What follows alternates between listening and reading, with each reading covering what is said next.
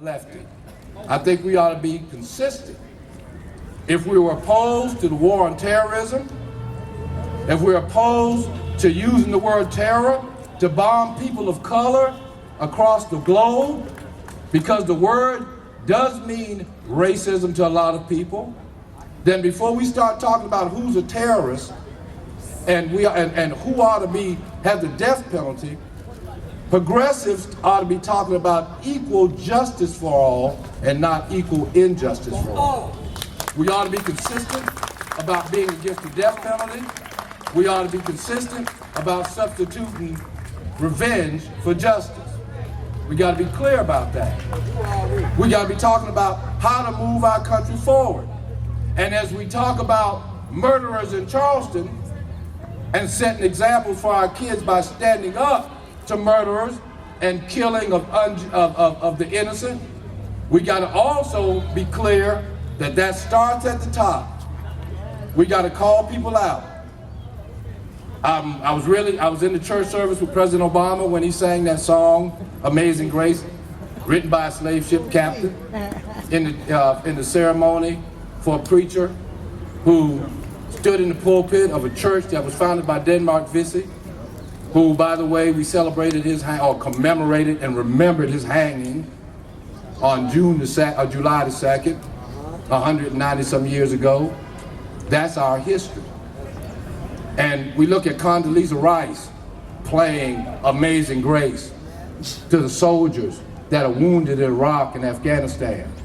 And we know that we didn't hold her and George Bush and the rest of them accountable for all the murders that they committed in our names.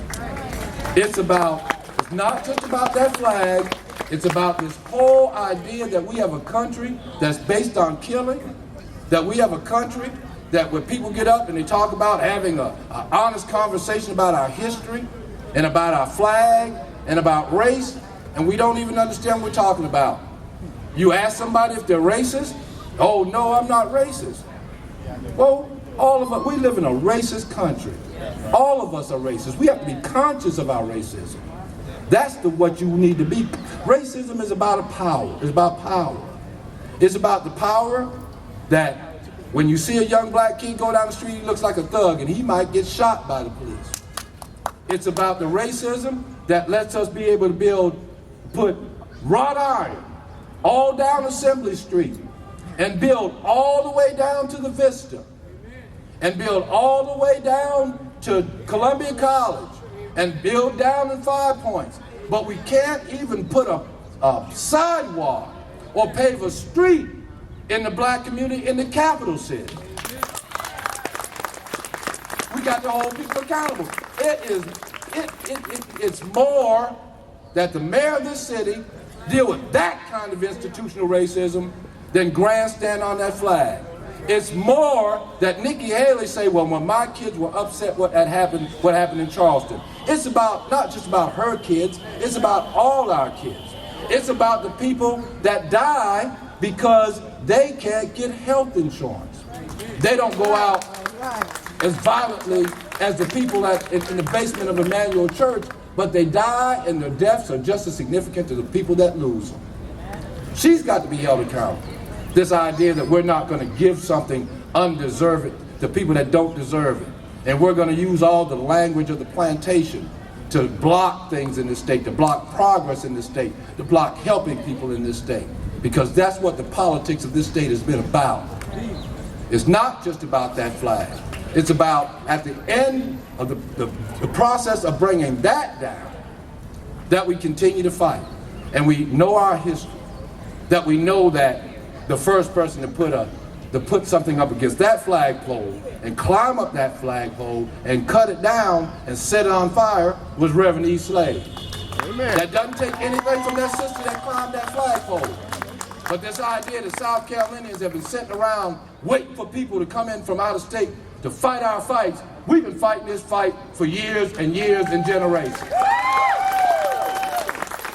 And the people that stay in the fight, that climb that ladder, like Reverend E. Slade did, and keep coming back until they file a restraining order against him. Y'all know the story about Reverend E. Slade, right? walking down the street with that ladder, a black man walking down the street with a ladder. What is strange about that? And to put that ladder up against that flagpole, long, tall ladder. And what was the response from the police? To come bring a ladder that was shorter than his ladder and spray that mace up at Reverend E. Slade, not understanding that that mace was coming back on them. Wow. That's Reverend E. Slade. He's gone now. No one came to his rescue to bail him out. No one came to his door, knocking on his door, asking to interview him, but he came back time and time again.